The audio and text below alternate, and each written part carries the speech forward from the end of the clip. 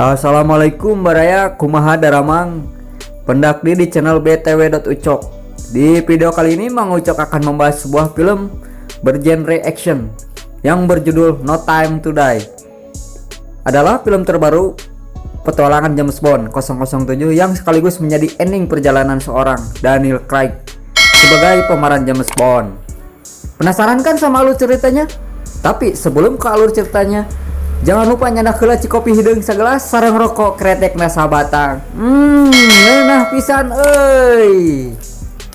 Jeung tong hilap, like, comment, subscribe dan nyalakan loncengnya ya. Tanpa berlama-lama lagi, yuk langsung kita ke alur ceritanya. Film diawali dengan diperlihatkan seorang anak bernama Madeleine Swan yang sedang bersama dengan ibunya. Hari itu seorang pria bertopeng tiba-tiba datang ke rumah Madeleine. Pria itu pun memperkenalkan dirinya sebagai Lucifer Sapin dan tidak segan-segan langsung membunuh ibu Madeleine. Perbuatannya itu ternyata dilakukan sebagai bentuk balas dendam atas perbuatan ayah Madeleine yang sudah membunuh keluarganya. Saat Sapin berjalan ke arah Madeleine secara tidak terduga langsung menembak beberapa kali. Setelah itu ia pun menyeret tubuh Sapin keluar dari rumahnya. Tak disangka, Sapin yang diduga sudah meninggal tiba-tiba terbangun langsung mengejar Madeleine. Madeleine pun berlari menjauh dari Sapin ke atas sebuah danau es yang retak dan membuatnya terpelosok jatuh. Beruntung Sapin di sana ternyata tidak membunuhnya, melainkan menyelamatkan Madeleine dari kematian.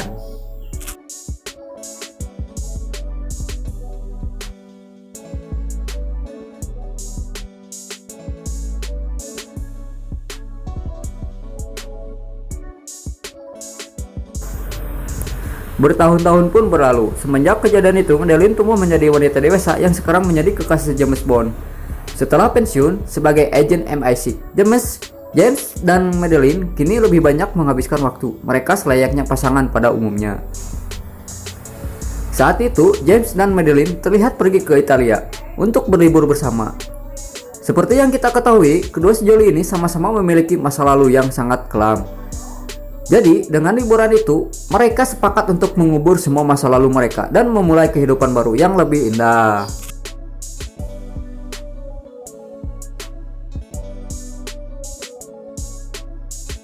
Esokan harinya, saat James sedang berkunjung ke makam Vesper Lane, seseorang ternyata telah dengan sengaja menyiapkan sebuah bom yang hampir merenggut nyawanya.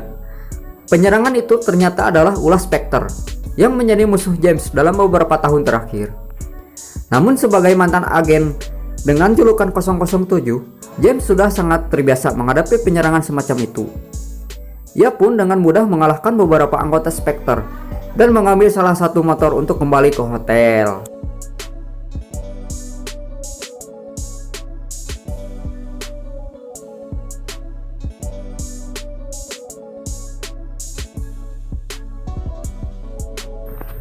Di hotel, James marah kepada Madeleine karena menduga bahwa kekasihnya itu ada hubungannya dengan penyerangan hari ini. Pasalnya hanya Madeleine yang tahu kalau James akan berkunjung ke makam Vesper.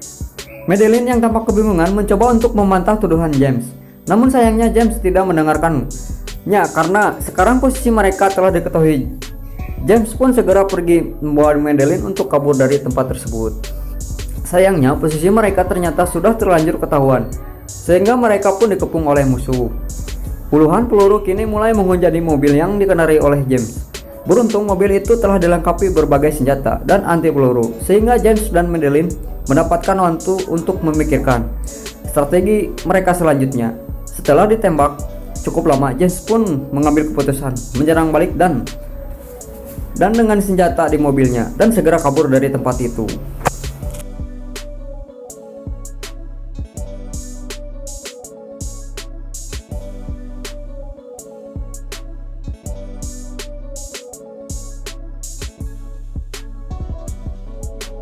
Nah, setelah itu, James dan Madeleine pun memutuskan untuk berpisah. Setelah kesalahpahaman pun mulai terjadi di antara mereka.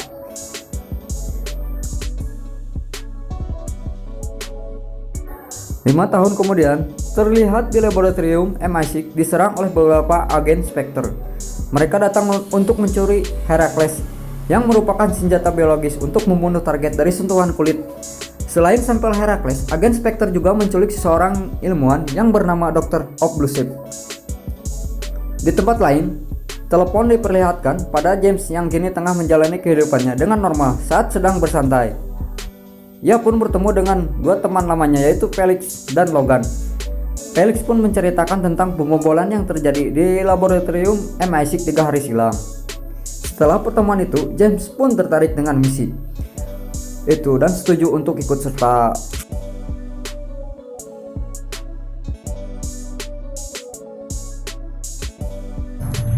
Keesokan malamnya, James bersama seorang agen bernama Paloma datang ke sebuah pesta di Kuba yang diadakan oleh agen Spectre bernama Blofeld. Tentu saja, misi James kali ini adalah untuk menyelamatkan Dr. Oblivio. Agen Spectre yang sudah mengetahui keberadaan James langsung menyiapkan racun Herakles untuk disebarkan di area pesta. Namun tanpa diketahui, Dr. Oblivio ternyata telah mengganti profil target, sehingga orang yang terinfeksi bukanlah James, melainkan para pengunjung pesta yang lain. Akibat gas beracun itu, puluhan orang tiba-tiba tewas dengan kondisi yang sangat mengenaskan. Di tengah kekacauan itu, James dan Paloma pun langsung diincar oleh beberapa anggota Spectre yang masih tersisa. Oleh sebab itu, James dan Paloma pun langsung bekerja sama untuk menembak mereka semua satu persatu. Setelah mengalahkan semuanya, James dan Paloma pun berhasil mendapatkan Dr. Oblivio dan segera membawanya kabur dari pesta tersebut. Setelah itu, James pun langsung membawa Dr. Oblivio dengan menggunakan helikopter menuju ke sebuah kapal. Di kapal itu mereka telah ditunggu oleh Felix dan Logan. Di sana, James langsung menginterogasi Oblivio mengenai Herakles yang ia kembangkan. Oblivio berkata kalau penelitian Herakles mendapatkan izin langsung dari M. Setelah itu, Oblivio berusaha terus saja memberikan keterangan yang tidak jelas, sampai James menyadari bahwa Logan adalah seorang agen yang bekerja untuk menyelamatkan Oblivio. Tanpa membuang waktu, Logan pun langsung menembakkan beberapa peluru ke arah mereka, yang menyebabkan Felix terluka cukup parah. Logan pun mendapatkan helikopter yang dibawa oleh James sebelumnya untuk kabur bersama Oblivio. Tak tanggung-tanggung, setelah pergi, ia juga meledakkan kapal yang mereka tumpangi agar James dan Felix mati di sana. Akibatnya kapal itu pun bocor dan mulai oleng. Nah, Felix yang sudah terlanjur terluka mengaku tak ingin menjadi beban untuk James. Ia tahu bahwa dirinya tidak akan bisa selamat dari insiden kali ini. Jadi ia pun terpaksa meminta James untuk melepaskannya dan menyelamatkan dirinya sendiri. Alhasil, James pun terpaksa melepaskan Felix dan berusaha kabur dari kapal tersebut. Untungnya ia menemukan sebuah kapal karet yang bisa dipakai sampai pertolongan datang.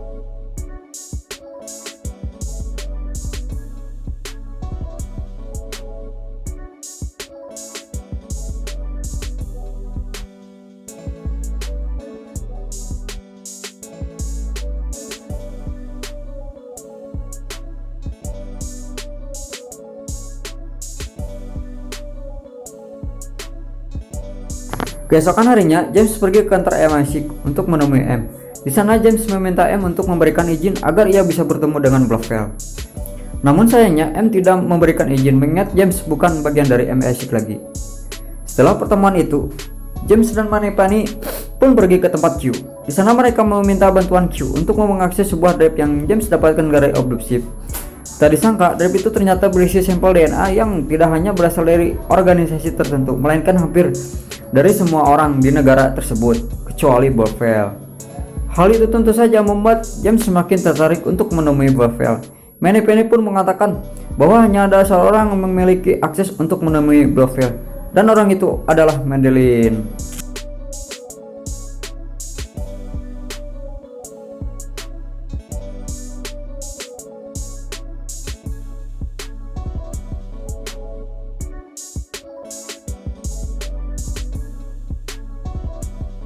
Di tempat yang sama, terlihat Madeline yang sekarang bekerja sebagai seorang psikiater di sebuah rumah sakit.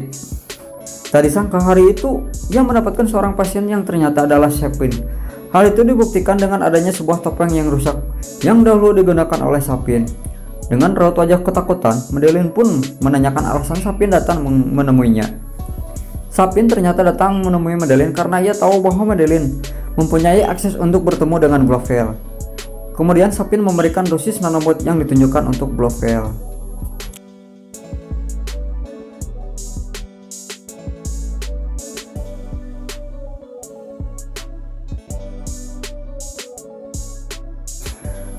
Scene lalu beralih memperlihatkan James yang kini sudah mulai diaktifkan sebagai agen.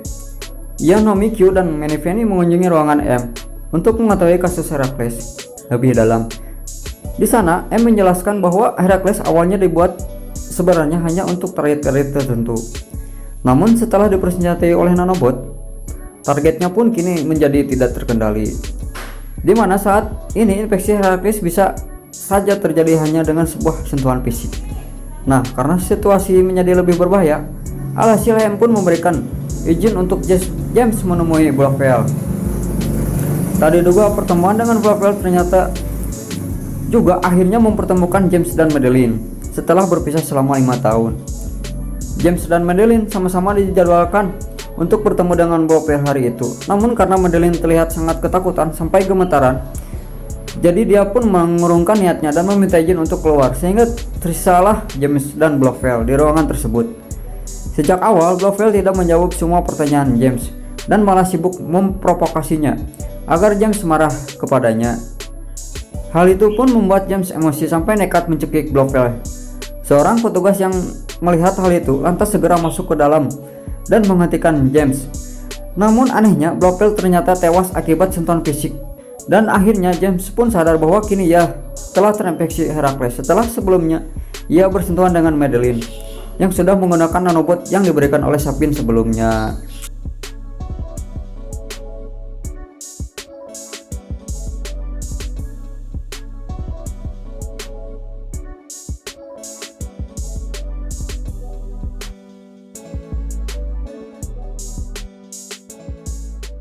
Setelah kejadian itu, James pun langsung pergi ke rumah Madeline. Di sana, James menemukan Madeline bersama putrinya yang ia beri nama Matilda. Jadi saat perpisahan mereka dahulu, Madeline ternyata telah mengandung putri dari James, yang dimana saat ini anak itu telah menginjak usia 5 tahun. Setelah itu, Madeline pun mengajak James ke sebuah ruangan untuk membicarakan tentang Sapin. Madeline mengatakan bahwa dahulu ayahnya bekerja pada Blofeld untuk membunuh seluruh keluarga Sapin dan pulau pribadi milik keluarga Sapin kini telah dijadikan pusat pengembangan Herakles. Setelah mendengar hal itu pun, James langsung menelepon Q untuk meminta mencari keberadaan Sapin saat ini, sekaligus keberadaan pulau pribadinya. Di saat ia menerima pesan berisi, setelah kejadian itu, James pun langsung pergi ke rumah Madeline. Di sana James menemukan Madeline bersama putrinya yang ia beri nama Matilda. Jadi saat perpisahan mereka dahulu, Madeline ternyata telah mengandung putri dari James, yang dimana saat ini anak itu telah menginjak usia 5 tahun. Setelah itu, Madeline pun mengajak James ke sebuah ruangan untuk membicarakan tentang Sapin. Madeline mengatakan bahwa dahulu ayahnya bekerja pada Blofeld untuk membunuh seluruh keluarga Sapin dan pulau pribadi milik keluarga Sapin kini telah dijadikan pusat pengembangan Herakles. Setelah mendengar hal itu, James pun langsung menelepon Q dan memintanya untuk mencari keberadaan Sapin saat ini, sekaligus keberadaan pulau pribadinya. Di saat ia menerima pesan dari Q berisi bahwa Sapin sedang berada dekat dengan James, James pun terkejut melihat titik keberadaannya kini tak jauh dari rumah Madeline. Dengan cepat, ia pun langsung membawa Madeline beserta Matilda untuk segera pergi dari tempat tersebut. Dan benar saja, di tengah perjalanan, mobil James mulai dikejar oleh 2 mobil misterius. Tak sampai di situ, Sapin juga mengirim helikopter dan juga beberapa motor untuk mengepung James. Meskipun kemampuan James tak perlu diragukan lagi, namun dengan begitu banyaknya anak buah Sapin, James tentu saja merasa kewalahan. Ia pun langsung mengarahkan mobilnya ke dalam hutan agar anak buah Sapin kesulitan untuk mengejarnya. Kemudian James pun menyembunyikan Madeline dan Matilda terlebih dahulu. Sementara ia akan mencoba untuk menghentikan Sapin dan anak buah Sapin. Di dalam kegelapan hutan, James berusaha untuk menghentikan semua anak buah Sapin yang mendekat ke arahnya. Tak heran, di dalam hutan itu hanya bisa didengar hanyalah suara tembakan yang datang entah dari mana. Di saat James berhasil mengalahkan anak buah Sapin, dia pun menyadari bahwa Sapin tidak ada di sana, melainkan mengambil jalan lain untuk menangkap Madeline dan Matilda. Karena hal itu, James pun langsung menghubungi yang lain untuk segera melakukan penyerangan ke pulau pribadi Sapin.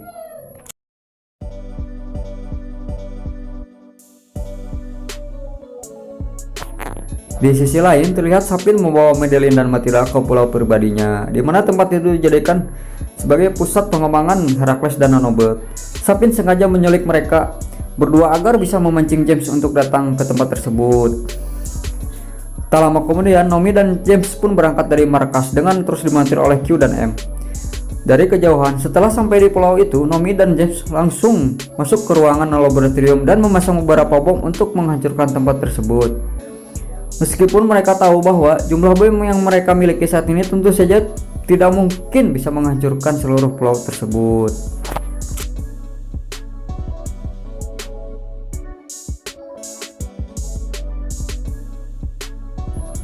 Sapin yang mengetahui kedatangan James lantas memintanya untuk bertemu di sebuah ruangan. Di sana sudah ada Sapin bersama dengan Matilda sebagai santranya.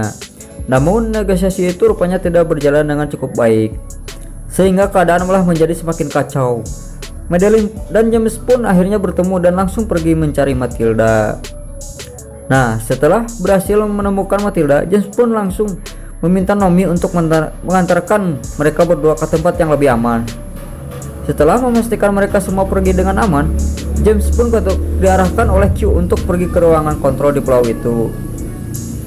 Disinilah kita diperlihatkan eksistensi seorang James Bond sebagai penembak jitu andalan MI6.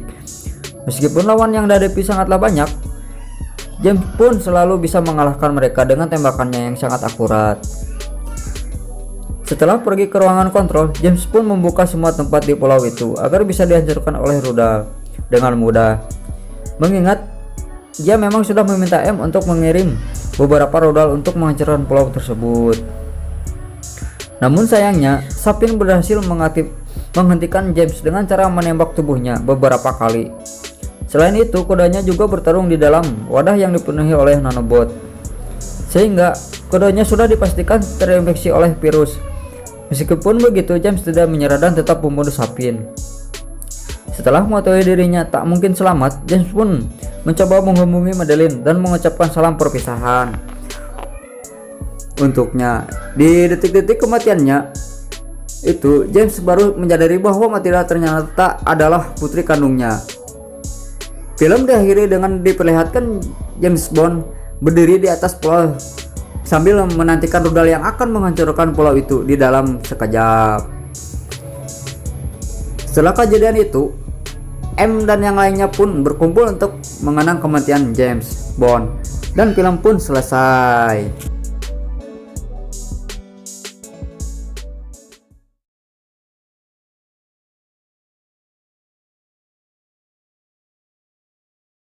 Nah, jadi itu Baraya, film James Bond yang terakhir yang diperankan oleh Daniel Craig. Kita tunggu aja ya, apakah akan ada film James Bond lainnya yang diperankan oleh orang lain. By the way, terima kasih banyak udah nonton alur cerita ini, dan sampai jumpa di alur cerita berikutnya. Dah.